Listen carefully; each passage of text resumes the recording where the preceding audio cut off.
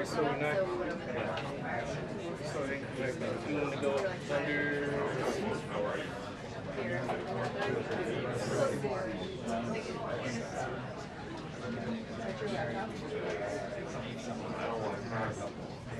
No, the decimator was on. And the screens are still on back there. 0.5.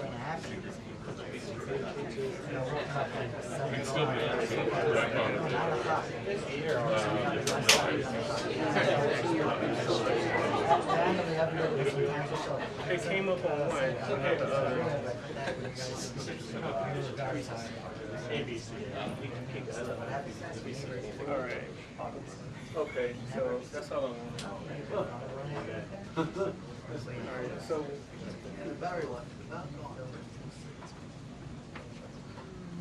yeah, we got to restart it every time if we get stuck.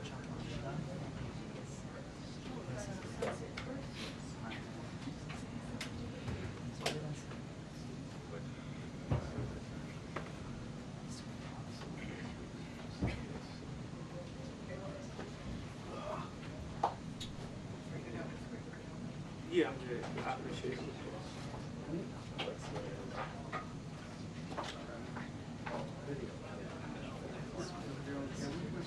Okay, and then we're second.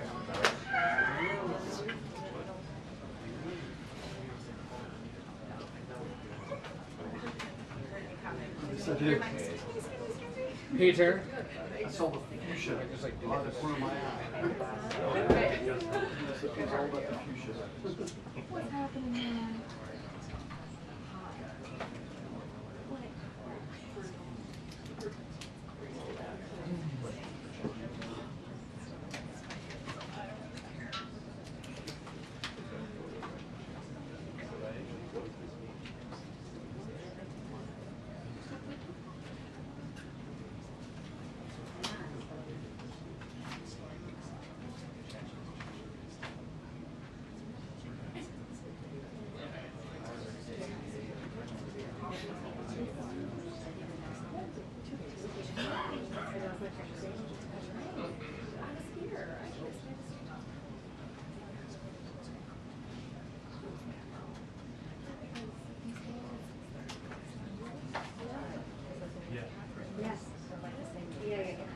They're like literally like, yeah. Although, it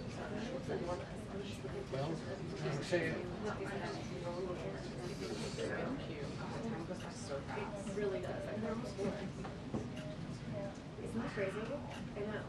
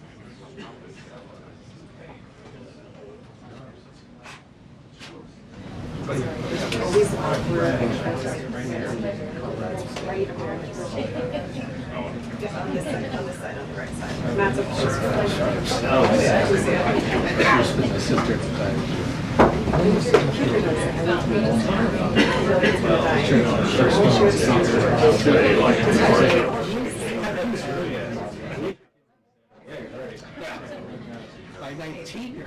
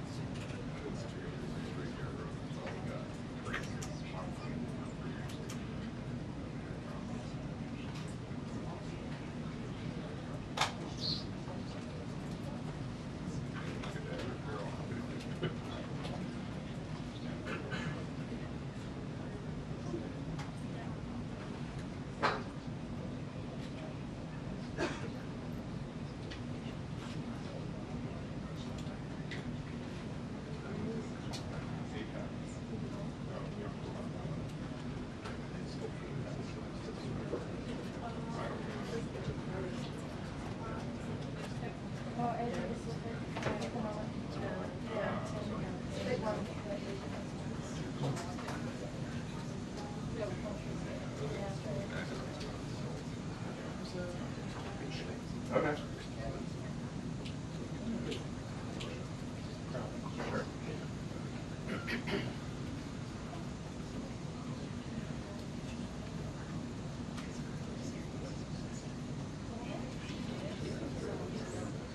No, more than that. What is it? It's 90 minutes from the hotel. Syracuse is 2.5 less.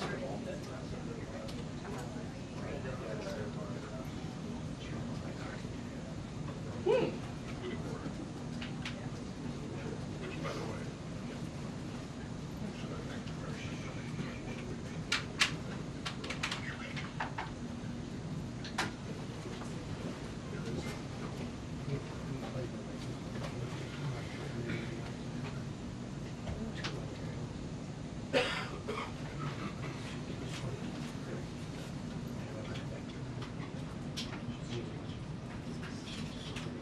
Goes ways too, like, American football there.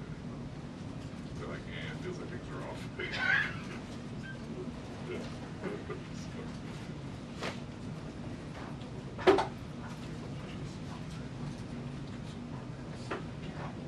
Apologies to the tools, gas.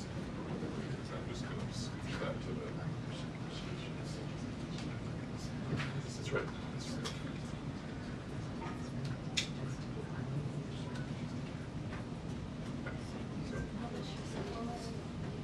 Or like, some others. So this looks at all. So if you have anything fresh. Yeah.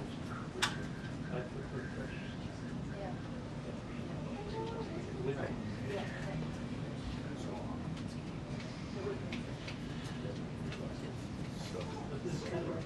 Yeah, help us.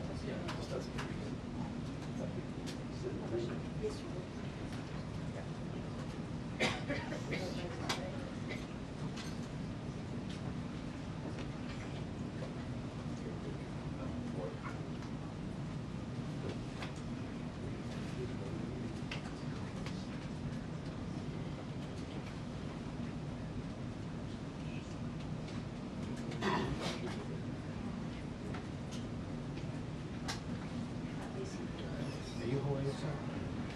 Me? No. They don't even have that thing on the TV screen.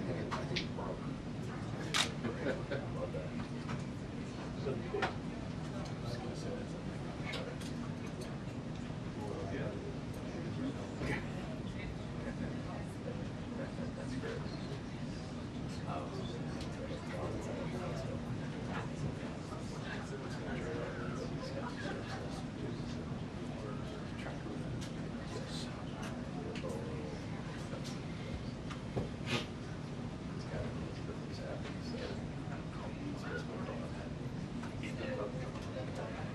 Yeah. Yeah.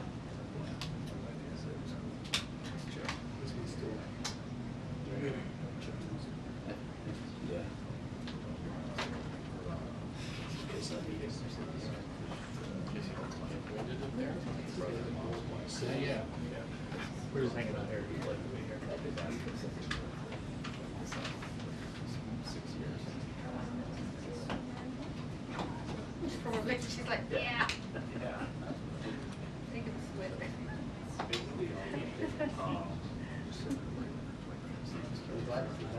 It's my British shoe. Yeah. All right, sounds good. It's very dry. Yeah, I'm sure you do. There's a potato delicatessen. Yes, potatoes are there. I went to it.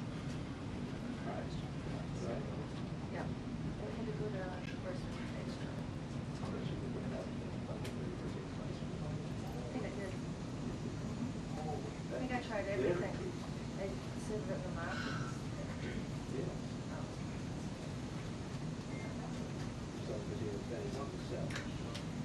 I don't think I saw the potato salad.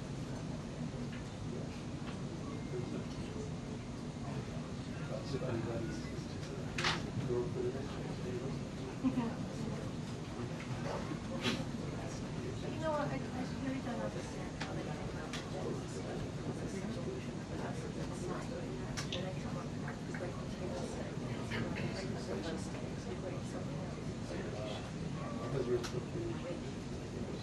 there's so much more than those businesses now. I would have gone with something like that, as well as a state or something, you know, just something like that. It's very strange. But it's, I think, yes, it's more than Yeah. yeah, that. That is good.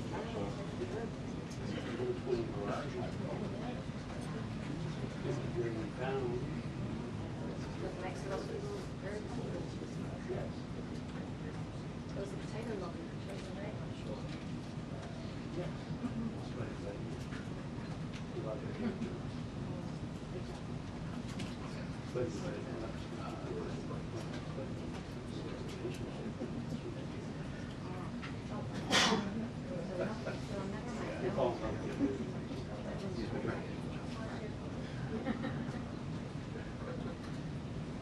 I don't want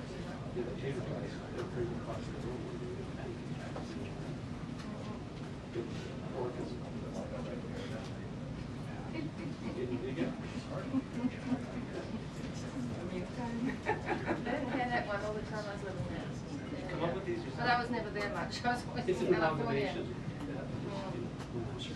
Jackson. Some of my favorite napkins from Joe You know.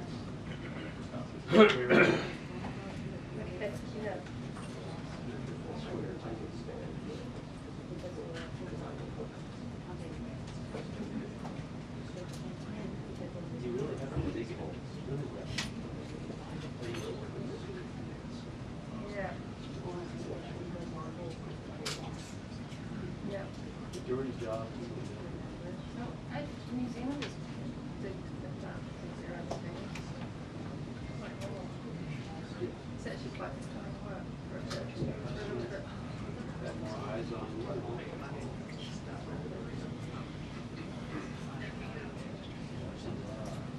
Oh my God, Trump and all that. Something weird on it.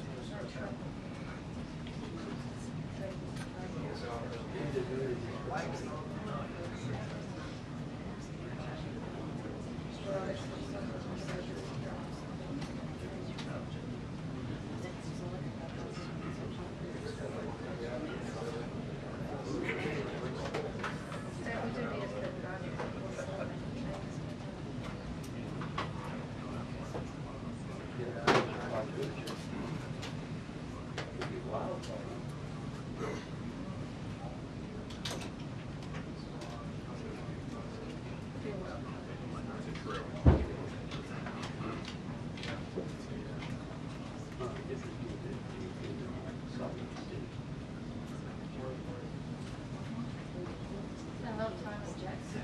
Oh, Wyoming, a lot of time in There's a little bit of time in Jackson. I prefer that one. It must be like that. The boys are so right? Yeah. It's miserable.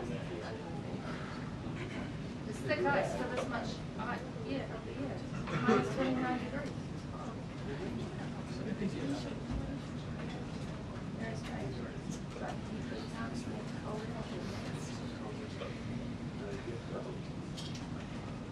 So I know what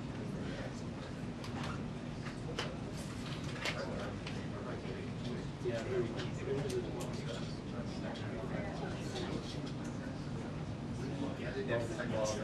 Yeah.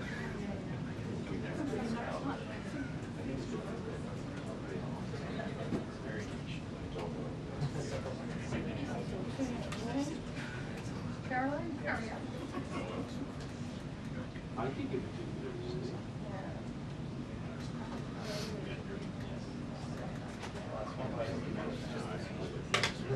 Yeah.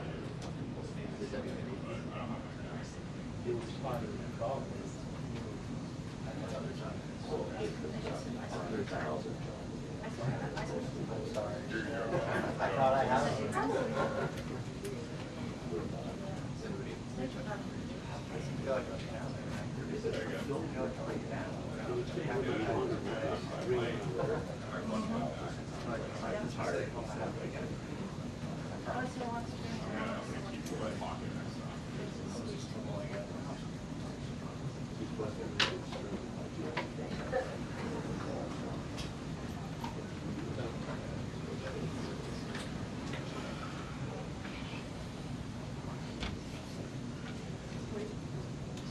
And John, same as every White House briefing, there are things that they want to talk about and things that they have to talk about when they eventually open this door again.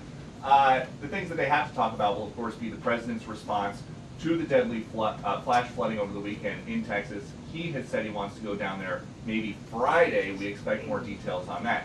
The things that they want to talk about, just in the last couple of minutes, the White House has started releasing these long-promised letters detailing tariff rates that are going to be going against trading partners. They are saying 25% now for the Japanese, 25% for the Republic of Korea, South Korea. Those will go into effect on August 1st.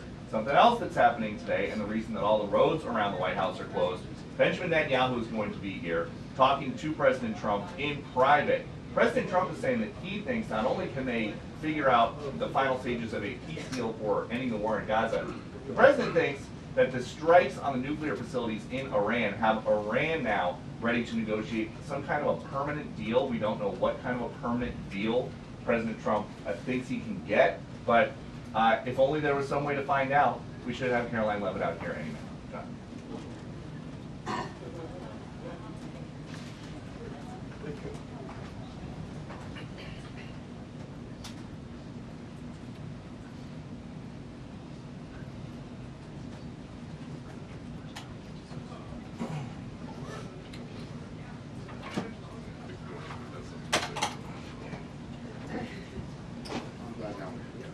'Yeah.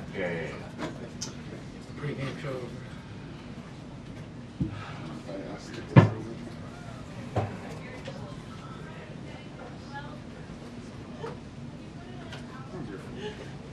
It was nice. How was your course? Did you have to work here late on Friday?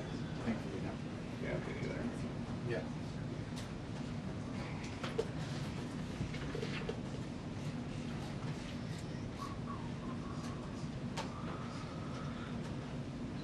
Huh.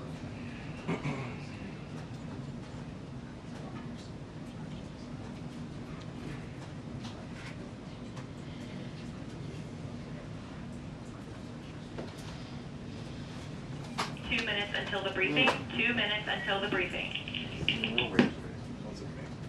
Well, it's on a delay. It takes like 90 seconds for the delay on the back.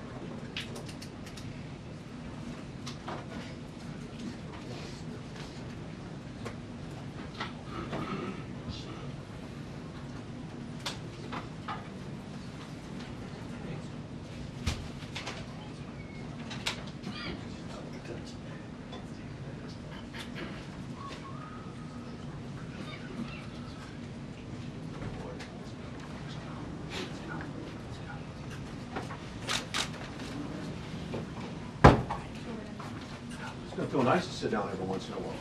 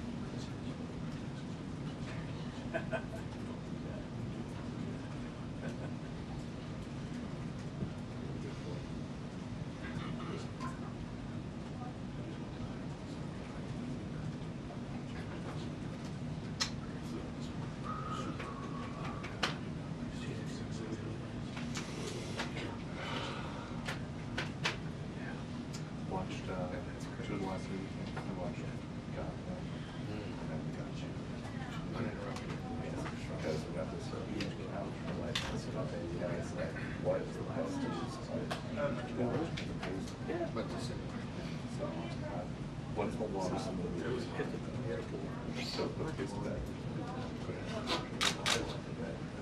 watched it, or I started watching it, like every commercial.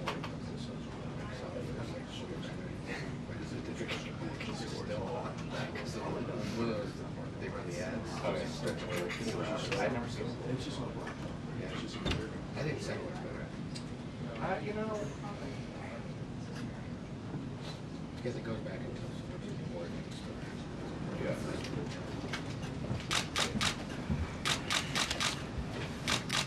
Good afternoon, everyone. Hope you all had a great weekend. I want to start by addressing the devastation from the tragic flash floods in Texas.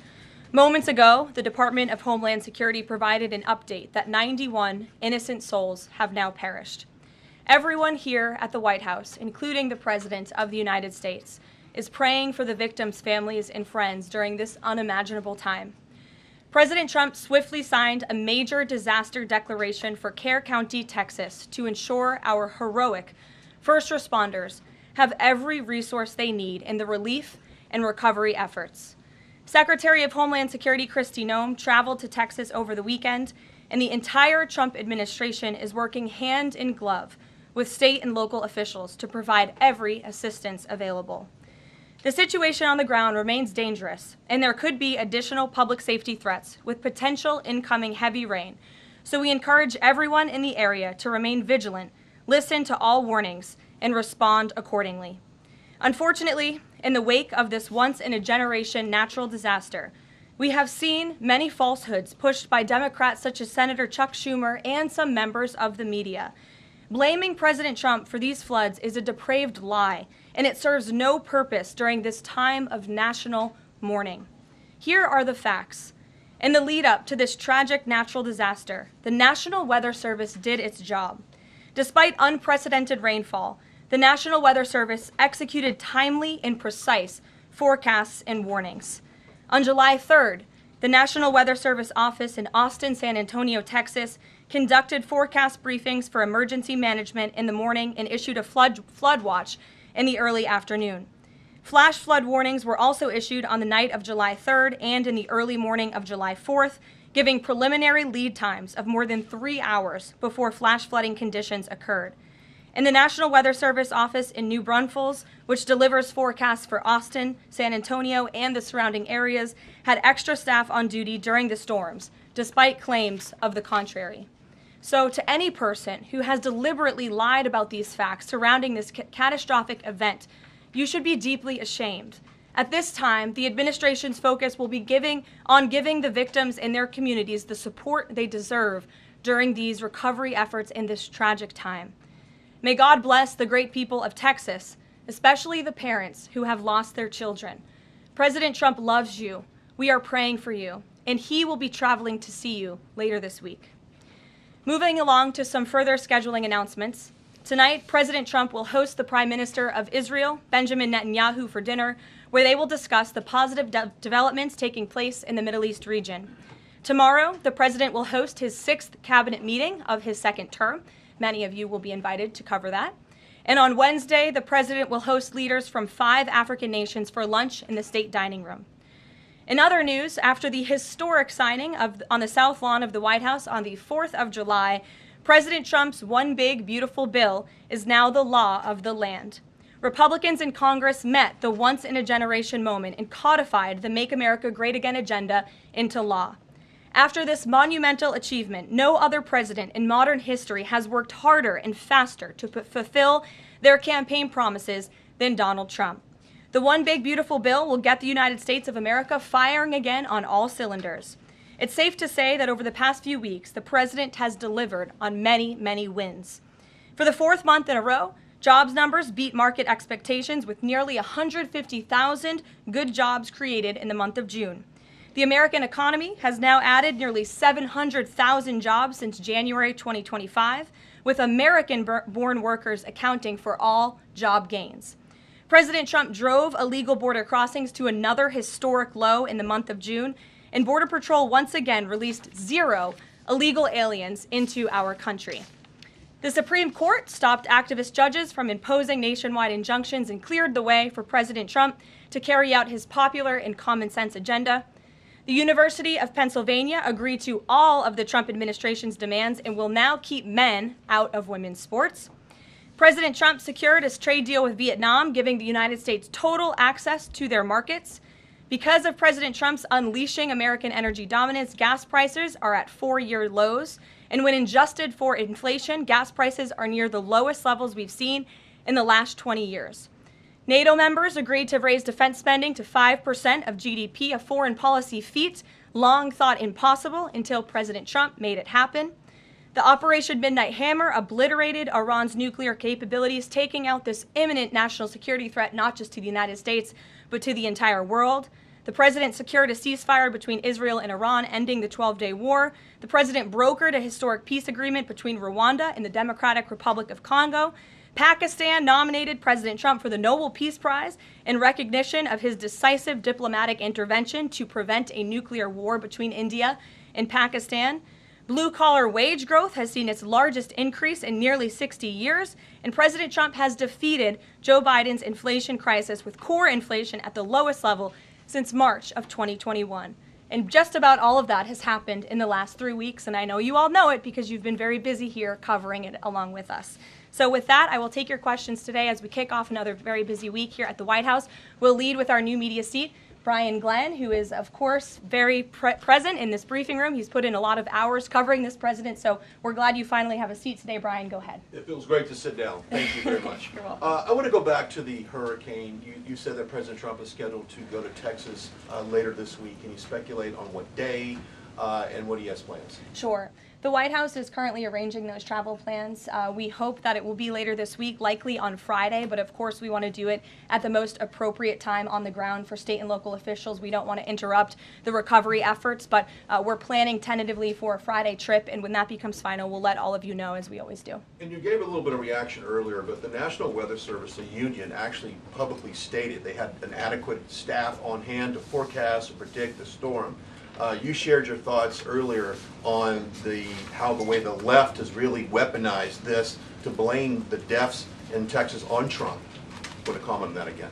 Yeah, I just do think those comments are depraved and despicable, especially when so many Americans are mourning the loss of their children. The National Weather Service, as I said, did its job. Many experts, many meteorologists have said that. Many of you in the media, in all fairness, have said that as well. Unfortunately, not all. And many Democrat elected officials are trying to turn this into a political game, and it is not. This is a national tragedy, and the administration is treating it as such. We know the National Weather Service provided early and consistent warnings. They gave out timely flash flood alerts. There were record-breaking lead times in the lead up to this catastrophe. There is ongoing flood monitoring, and these offices were well staffed. In fact, one of the offices was actually overstaffed. They had more people than they need. So any claim to the contrary is completely false, and it's just sad that people are pushing these lies. Can I just get one more? Sure.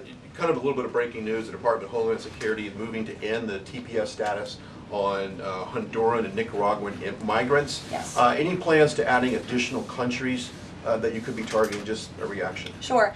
Well, I won't get ahead of the Department of Homeland Security on additional countries, but as you pointed out, they did end temporary protective status for Nicaraguans and Hondurans in this country because TPS, temporary protective status, is temporary by definition. It is not meant to be a permanent path to residency or citizenship here in the United States of America. It was originally granted to Nicaraguans following a natural disaster in 1999. That doesn't sound very temporary to me. And as well as Hondurans in 1999 after the impact of Hurricane Mitch in 1998. And so this administration is doing what it promised to do. And if individuals from these countries want to come here, they have a legal pathway to do it, but temporary protective status was never meant to be permanent. The previous administration abused this status and this parole program, essentially treating it as such, and we're not going to tolerate that any further. Thank you, Brian. Megan. Secretary Bessent said yesterday that countries will boomerang back to the April 2nd tariff level starting August 1st. Why did the president decide to have those tariffs not take effect Wednesday as originally scheduled? And then I was also wondering if you could share, obviously we saw the letters the president sent out on Japan and South Korea, but if any other major U.S. trading partners are getting letters today. Sure, yes, I can confirm. In fact, I have those letters. If you could get me the folder with the letters in them, Liz, they're right in the previous office. I have the signed letters that went out to both South Korea and Japan today. And there will be approximately 12 other countries that will receive notifications and letters directly from the President of the United States. And weeks ago, I stood at this podium and I told all of you that the President was going to create tailor-made trade plans for each and every country on this planet. And that's what this administration continues to be focused on. The President will also sign an executive order today delaying the July 9th deadline to August 1st. So the reciprocal tariff rate or these new rates that will be provided in this correspondence to these foreign leaders will be going out the door within the next month, or deals will be made. And those countries continue to negotiate with the United States. We've seen a lot of positive developments in the right direction, but the administration, the president, and his trade team want to cut the best deals for the American people and the American worker. That's what they're focused on. And in the effort of transparency, these letters will continue to be posted to Truth Social, so you can enjoy them yourself. Go ahead. Thanks, Caroline. Just about the visit of Prime Minister Netanyahu today, I was just wondering why that is not open to the press. Previous visits by him, we've had Oval Office press conferences. Does that reflect somehow the kind of sensitivity of this particular visit?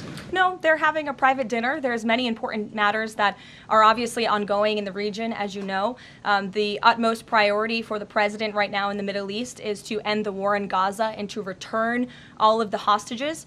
Also, as you know, there was a ceasefire proposal that Israel supports that was sent to Hamas, and we hope that they will agree to this proposal. We want to see all of the hostages released.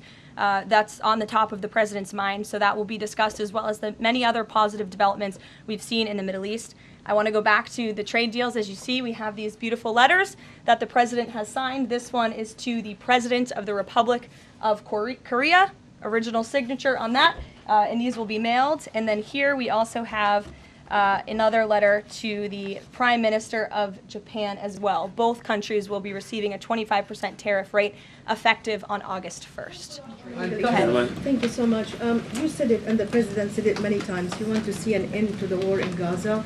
Will he give guarantees during this 60-day period of ceasefire that actually the war will end? Because this is a sticking point with Prime Minister Netanyahu, and I'm wondering if they see eye to eye on this point. And how do you see the next day? What the next day in Gaza will look like? Look, right now the president is focused on today and to get the Hamas to agree to this ceasefire. I don't want to comment on the details of the arrangement out of respect for these negotiations, but a agreeable and appropriate ceasefire proposal has been sent to Hamas. And I can also tell you Special Envoy Witkoff intends to travel to Doha later this week, where he will continue to engage in these discussions. And the Qataris and the Egyptians have been incredibly helpful partners in mediating these negotiations and discussions to bring peace to this region and end this conflict once and for all. Kristen.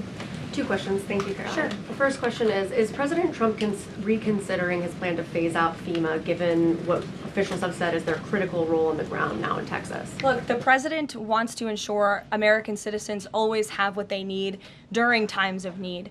Whether that assistance comes from states or the federal government, that's a policy discussion that will continue. And the president has always said he wants states to do as much as they can, if not more. And in the case of Texas, the state and local officials are doing a tremendous job. And I know the president, Secretary Noem, and the federal government are very proud to be working with them. And the president has promised to give Texas the assistance that they need during this tragic time. Just one follow-up on cuts overall. Over the weekend, President Trump said that Elon Musk was a train wreck. Are there, given this current viewpoint, are there concerns within the White House or from the president himself over the cuts that happened under Musk while he was advising DOGE, including the National Weather Service? I think I've already addressed that Kristen, and what I can tell you is that these offices were fully staffed. The San Angelo office was fully staffed with 12 forecast meteorologists. There were no vacancies. The San Antonio office was operating with 11 forecasters, and as Brian said, the union themselves said that there was adequate staffing. So I think those words speak for themselves, and the numbers speak for themselves. This was a once-in-a-century flash flood, a tragic natural disaster, and the administration is doing all that we can on the ground to help these families during this time of need. Jeff. Thanks very much, Caroline. Just following up on Kristen's question, is it still the president's plan to phase FEMA out by the end of this year? I just answered Kristen's question for you. One more, hold on, one more. Sure, I'll give it to you. Go ahead. The follow-up on trade as well. 12 more letters coming, you said. Can you give us a sense of which countries those are? I'll let the president reveal those in very due time. Keep your eyes on Truth Social. Michael, in the back. Thank you, Caroline. An armed shooter today was shot in McAllen, Texas, after opening fire on Border Patrol agents. It comes just days after Democratic Congresswoman Pramila Jayapal recently said she gets, quote, inspired when activists obstruct ICE. Does the White House expect Democrats to tone down their rhetoric in light of what we saw today in McAllen, Texas? We certainly call on Democrats to tone down their rhetoric against ICE and Border Patrol agents who, again, are everyday men and women. I would encourage AOC and other Democrats to actually meet with the United States Border Patrol. These are honorable Americans who are just simply trying to do their job to enforce the law. They go home to their families every night just like we all do, and they deserve respect and dignity for trying to enforce our nation's immigration laws and to remove public safety threats from our communities. The White House is aware of the shooting that took place today in Texas, and we are working with the appropriate federal agencies to get to the bottom of what happened. Caroline, the DOJ and FBI have now concluded there was no Jeffrey Epstein client list. What do you tell MAGA supporters who say they want anyone involved in Jeffrey Epstein's alleged crimes to be held accountable? This administration wants anyone who has ever committed a crime to be held accountable, and I would argue this administration has done more to lock up bad guys than certainly the previous administration. And the Trump administration is committed to truth and to transparency. That's why the Attorney General and the FBI Director pledged at the President's direction to do an exhaustive review of all of the files related to Jeffrey Epstein's crimes and his death. And they put out a memo in conclusion of that review. There was material they did not release because, frankly, it was incredibly graphic and it contained child pornography, which is not something that's appropriate for public consumption. But they committed to an exhaustive investigation. That's what they did, and they provided the results of that. That's transparency. Follow up on that, Sure. Caroline. Okay, so the FBI looks at the circumstances surrounding the death of Jeffrey Epstein. According to the report, this systematic review revealed no incriminating client list. So what happened to the Epstein client list that the Attorney General said she had on her desk? Well, I think if you go back and look at what the Attorney General said in that interview, which was on your network, on Fox News. Got the quote. Go ahead. John Roberts said, DOJ may be releasing the list of Jeffrey Epstein's clients. Will that really happen? And she said, it's sitting on my desk right now to review. Yes, she was saying the entirety of all of the paperwork, all of the paper in relation to Jeffrey Epstein's crimes. That's what the Attorney General was referring to, and I'll let her speak for that. But again, when it comes to the FBI and the Department of Justice, they are more than committed to ensuring that bad people are put behind bars. They have an operation going on right now called Summer Heat, which has our murder rate trending in the lowest direction in United States history. Their emphasis on violent crime and locking up violent criminals has led to the arrest of 14,000 violent criminals. That's a 62% increase from the same time period last year. So this Attorney General and the FBI Director are committed to putting bad people behind bars where they belong. They promised an exhaustive review. That's what they did. For any further details, I would refer you to the Department of Justice. Okay. Thanks, Caroline. With Prime Minister Netanyahu visiting the White House today, yesterday the president said that he was working on a more permanent deal with Iran, but several days ago he didn't think one was necessary. What changed? Well, when you asked me about this, or when you all asked me about this several weeks ago, I said the president thought maybe an Iran deal was not necessary, but of course the president is always interested in peace and diplomacy. That remains true, and the administration continues to be in contact, both directly and indirectly, with the Iranians on a deal. And then on tariffs, you're now delaying the deadline from July 9th to August 1st. Is that an acknowledgement that perhaps the administration found it more difficult to negotiate these trade deals, or whatever happened to 90 deals in 90 days? No, it's an acknowledgement that this administration is doing what's best for the American worker, and we want the best deals possible for our workers, for our manufacturing base, for our middle class, and they are doing this deliberately and appropriately on behalf of our country's interests. Josh. A couple more on the tariffs. You said about 12 more letters. There were about 55 or so countries, including the EU as a bloc, that were facing this tariff increase. All of those, to understand it correctly, are now deferred to August 1st, right? Correct. And on the 12, what happens with the remaining, whatever it would be, 40 something? So just 12 today. There will be additional letters in the coming days. So all of them are going to get a letter at some point? Correct. Okay, and can you tell me why he decided to start with South Korea and Japan? Are they annoying him? It's the president's prerogative, and those are the countries he chose. And on the sectoral tariffs, it's our understanding that these continue to be a separate track. We're still waiting on a bunch of those. That's right. Is there any timing update on when he's going to move on, for instance, semiconductor tariffs and other things that are still in the hopper? I don't have a timing update, but for where they are in the process, I would defer you to the Department of Commerce. Should we expect deals finally as well? He announced this Vietnam deal. Are you close on any other country? The president and the administration, yes, we are close. But again, the president wants to ensure these are the best deals possible. And I would add just one more thing on trade and tariffs to wrap it up.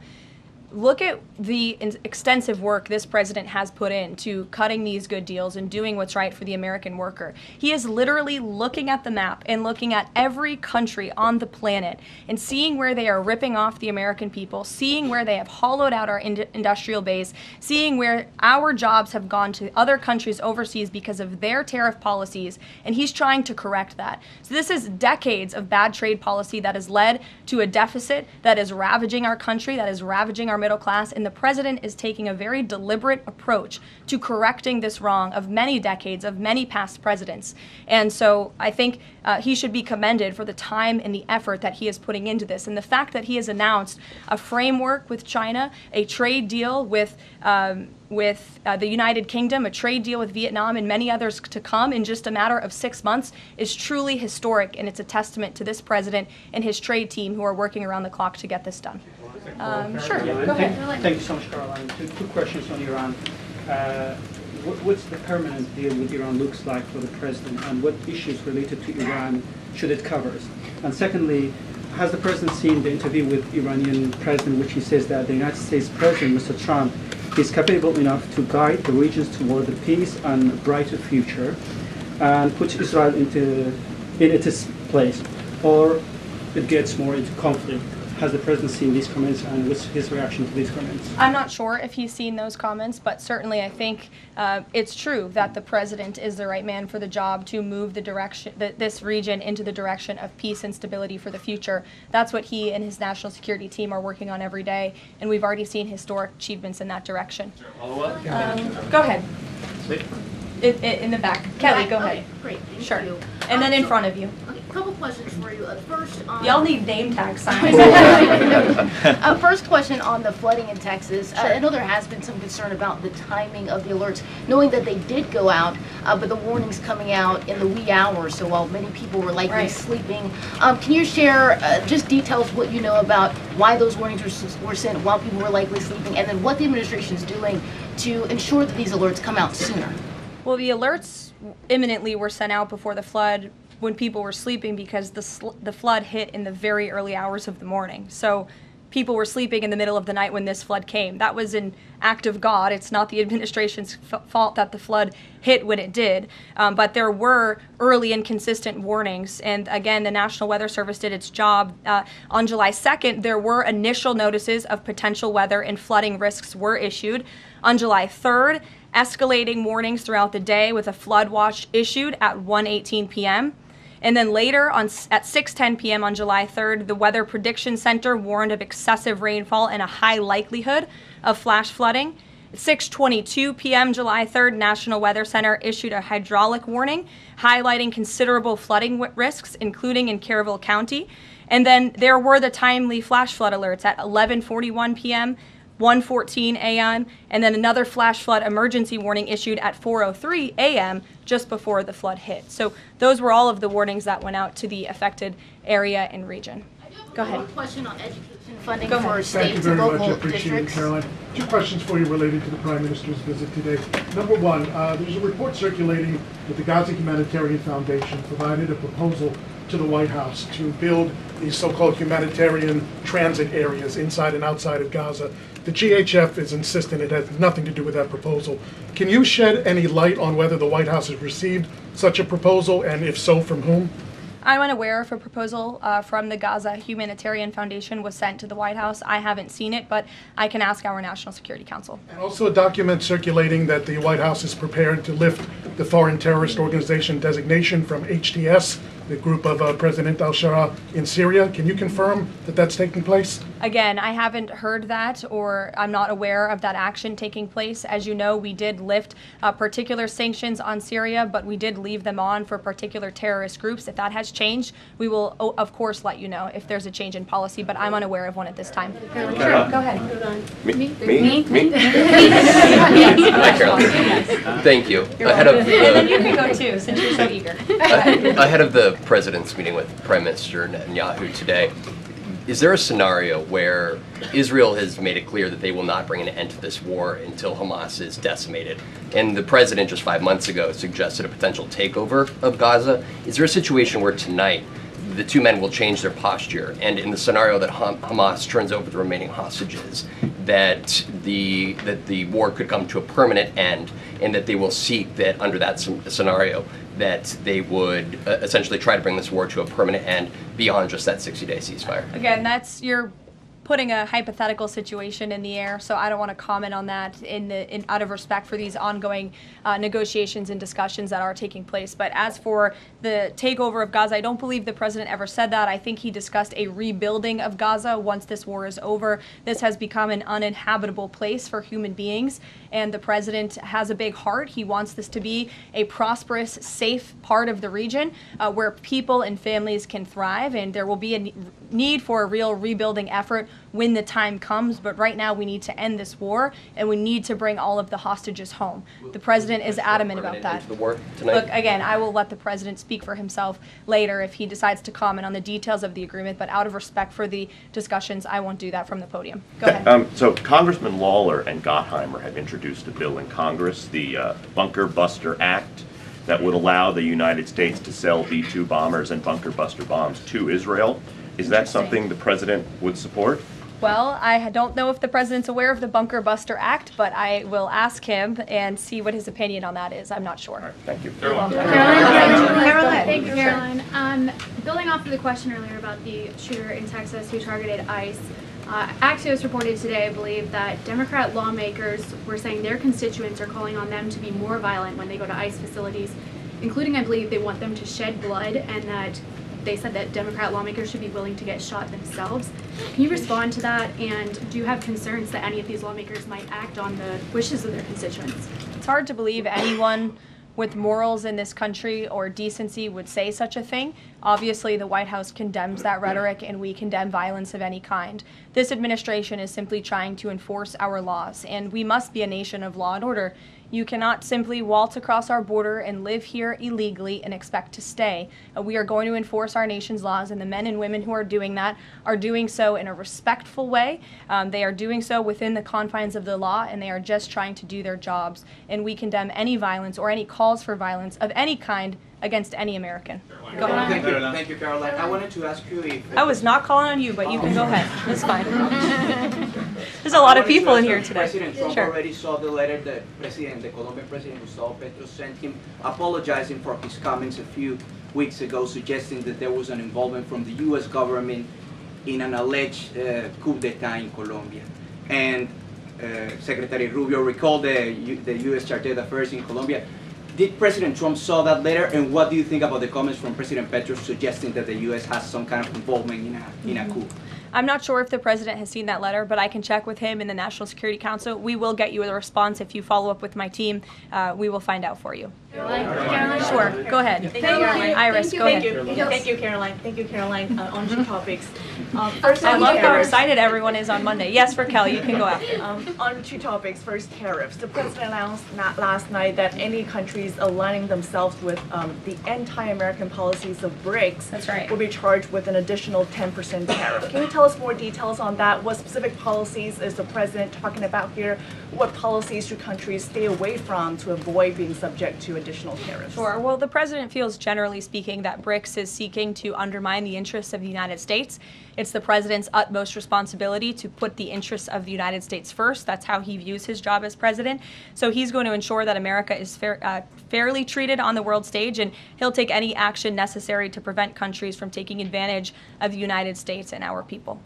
Raquel, go ahead. On the legal immigrants, Registrar Tom Homan told us this morning that ICE will have to arrest 7,000 legal immigrants every day for the remainder of this administration to just catch the ones that were let in during the last administration. I'm wondering what the new resources and manpower, of course, given by the Big Beautiful Bill, which of course opens the door for ICE to hire additional 10,000 agents and officers. What's the administration's expectations now for daily arrest numbers going forward in the upcoming months? Sure. I'll let the Secretary of Homeland Security and her department speak on what they're looking for in terms of daily numbers. What I can tell you is I receive the daily reports each morning, and ICE is out there doing the jobs that they swore an oath to do, and they are removing public safety threats from our communities every day, and our country is becoming a safer place because of their efforts. And the One Big Beautiful Bill that is now law will give significant resources to ICE and Border Patrol to continue the tremendous work that they are already doing. And I think every American who wants to live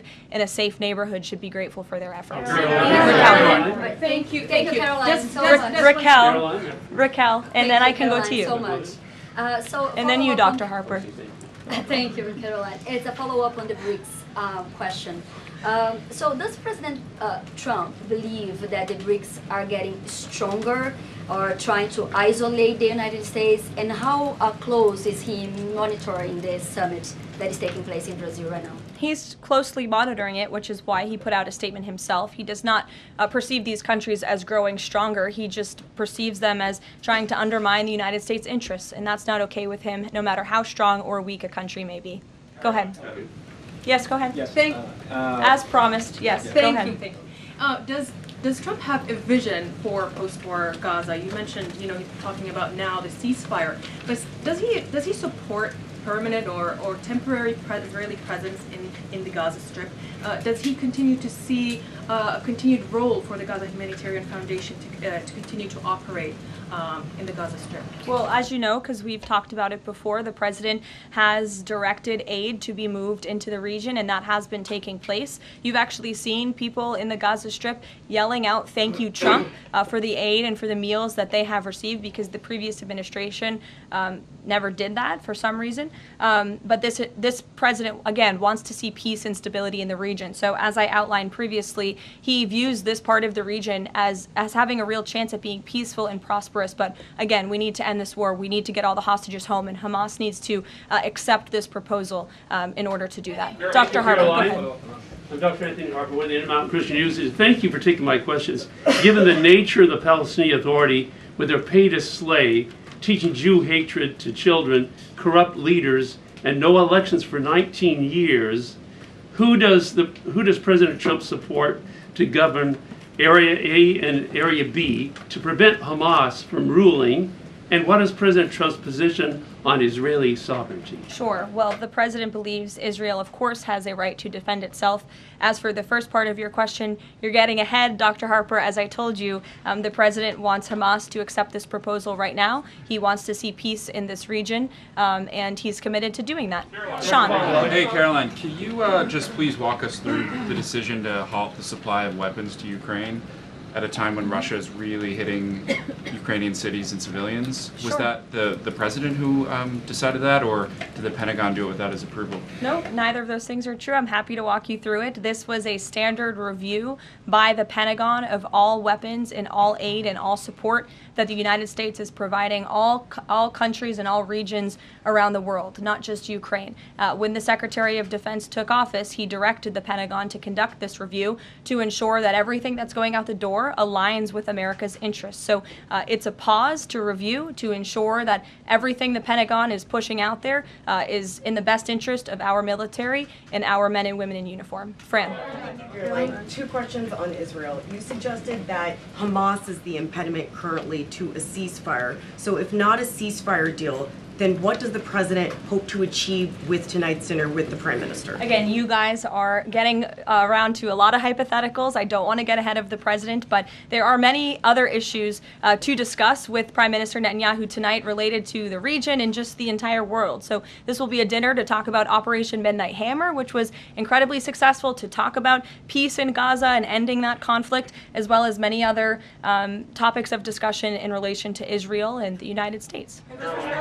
Sure, go ahead. Thank you, Caroline. Given the fact, this is on the trade letters, given the fact that the president put into effect the tariffs on April 2nd and then put the pause into place, is the president at all concerned that these countries that are receiving the letters won't take them seriously because the deadline seems to have shifted already and may shift again? They will take the letters seriously because they have taken the president seriously. And that's why the president's phone, I can tell you, rings off the hook from world leaders all the time who are begging him to come to a deal. And this administration is working hard to ensure those deals are in the best interest of the American people. And this delay, again, is in the best interest of the American people. And you all will continue to see these letters released on the president's Truth Social. And we will see you all later. Thank you, guys. Thanks, Caroline.